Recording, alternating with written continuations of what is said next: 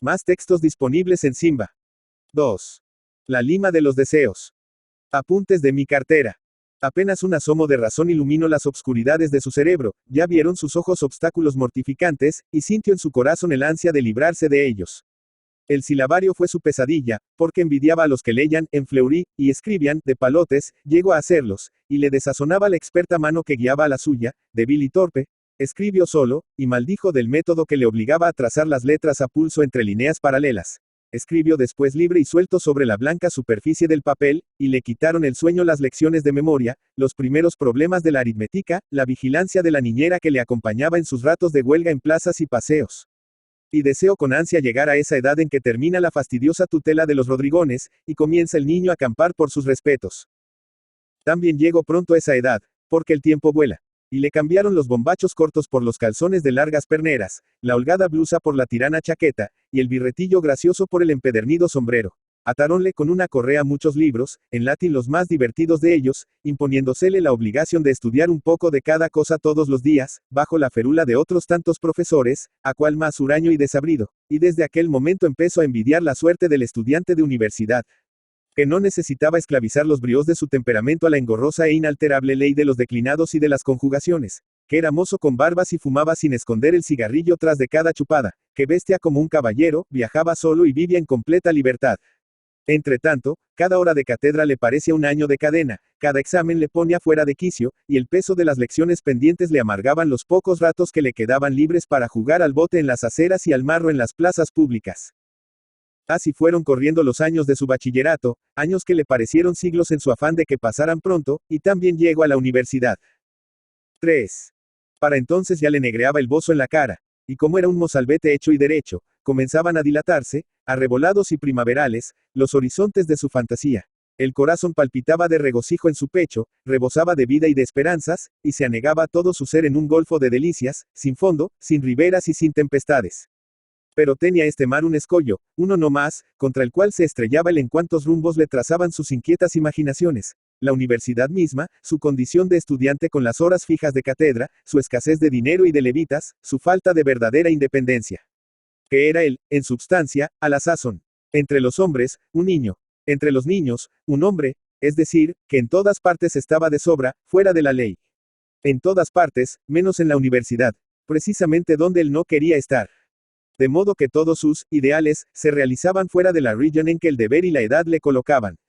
La borla, cuando la ostentaria en sus sienes. La borla era la libertad, la independencia, el carácter, la verdadera carta de ciudadanía. La borla en sus sienes era tener barbas, ser hombre, hablar en público, escribir, ser actor principal en la escena del mundo, adquirir fama, gloria quizás, de seguro, riquezas. Y llegó también el día de ceñirse la borla, tras de muchos cursos ganados sabe Dios cómo, y sin haber pegado todas sus cuentas al sastre, pero pasando las penas del purgatorio, para que en tan largo número de años no conociera su padre los apuros de su vida. Doctor, yo no sé en qué, tampoco en esta nueva jerarquía encontró lo que en ella había creído vislumbrar desde lejos. Desvanecíase su persona en la confusión de otros 1000 doctores de la propia ralea, y hasta observaba que no eran los más favorecidos por el aura popular los que tenían mayores merecimientos, sino mejores padrinos, ni estos los más venturosos, puesto que cada altura que ganaban de un salto solo les servía para codiciar con dobladas ansias otra mayor. Mortificábale esta invencible contrariedad de su carrera, y no resultaba, por ende, aquel punto el que le satisfacía para detenerse y acampar en él hasta el fin de su vida, colmadas ya sus ambiciones, y muertos, o apaciguados siquiera, sus deseos.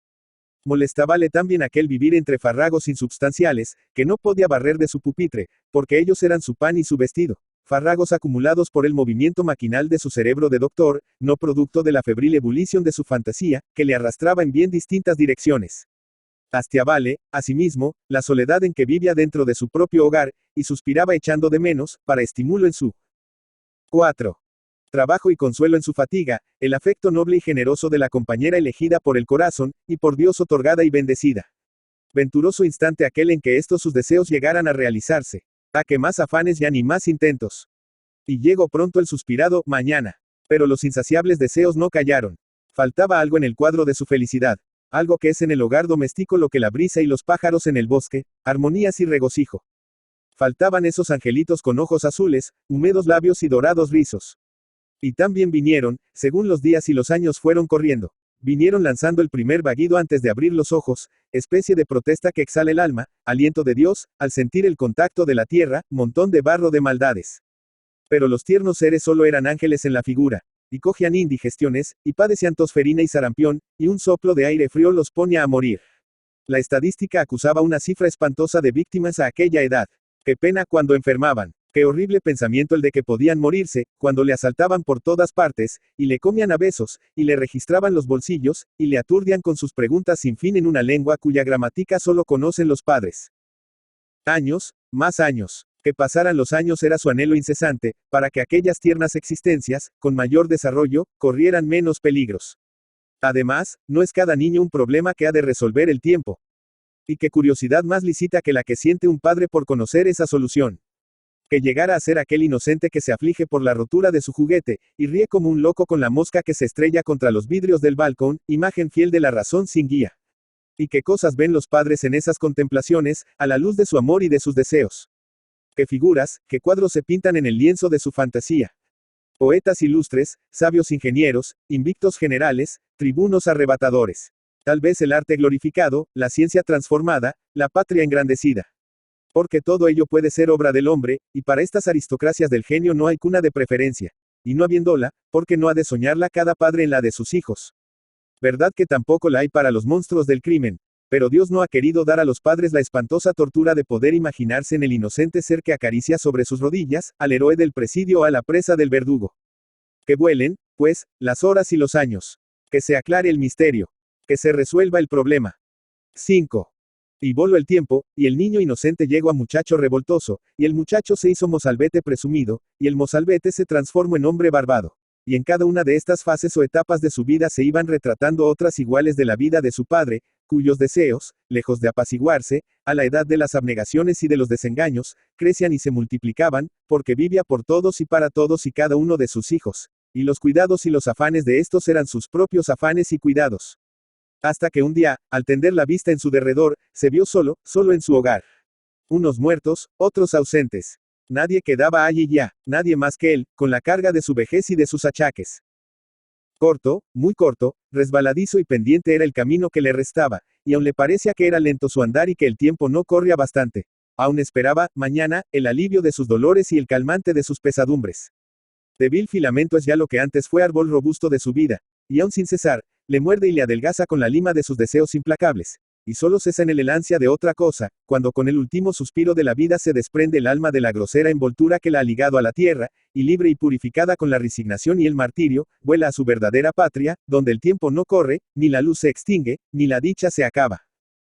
Tal fue, a grandes rasgos, su vida. Supla cada cual con sus recuerdos y su experiencia los detalles que faltan en el cuadro, los mezquinos, prosaicos deseos de cada instante.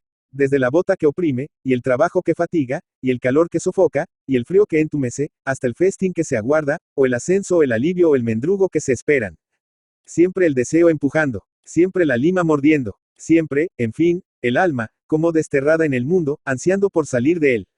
No es otra la enfermedad que acusan nuestros deseos incesantes y nunca satisfechos, la nostalgia de la patria. Lástima que no paren mientes en ello los sabios que han dado en engreírse con su ilustre progenie de gorilas y chimpancés. Si al menos, y en virtud de su descubrimiento prodigioso, se vieran sanos de la enfermedad de los deseos. Pero ¿dónde los hay más insaciables que entre las luchas de la soberbia, engendrada por los impulsos de una razón sin trabas ni cortapisas? Los hasta aquí trazados, son rasgos de la vida, digámoslo así, del hombre bueno, el cual, con serlo y todo, jamás encontró en ella un punto de perfecto reposo, ni nunca hizo jornada que, al terminarla, deseara no pasar. 6. De allí. Pues fíjese un poco la atención, para completar el cuadro, en esas regiones sombrías donde la inteligencia se atrofia y el corazón se corrompe, donde el vicio es la ley, y la miseria se impone con sus negros atributos de ignorancia, de envidias y de rencores. ¿Quién es capaz de medir el empuje y la velocidad vertiginosa de aquellos deseos? Ya no son lima que muerde en aquellas vidas agitadas, son, a un mismo tiempo, huracán que arrasa y precipita, y fuego que devora. ¿Qué es, pues, en substancia, esto que llamamos vivir? ¿Qué tesoro es ese, por cuya guarda tantas injusticias y tantas maldades se cometen en la tierra? ¿A qué queda reducido el espacio comprendido entre el recuerdo de lo último, ya pasado, y el primer deseo de otra cosa mejor? Es posible que fueran muy otros los rumbos y el andar de los pueblos, si los hombres tuviéramos, ya que no alientos para vencer nuestras nativas debilidades, ojos, siquiera, para conocerlas y valor para confesarlas. 1907. José María de Pereda. José María de Pereda y Sánchez Porra Polanco, 6 de febrero de 1833, Santander, 1 de marzo de 1906, fue un novelista español del periodo realista, autor de célebres novelas de costumbres. También fue político, afiliado al carlismo. Sus obras más conocidas son Peñas arriba, de tal palo tal astilla, La puchera y, especialmente, Sotileza, que le dieron gran reconocimiento, lo cual dio lugar a que ya en 1872 fuese correspondiente de la Real. 8. Academia Española. Fue realista y costumbrista, próximo al romanticismo y naturalismo. Fue descrito, así como todo lo relacionado con él, como perediano.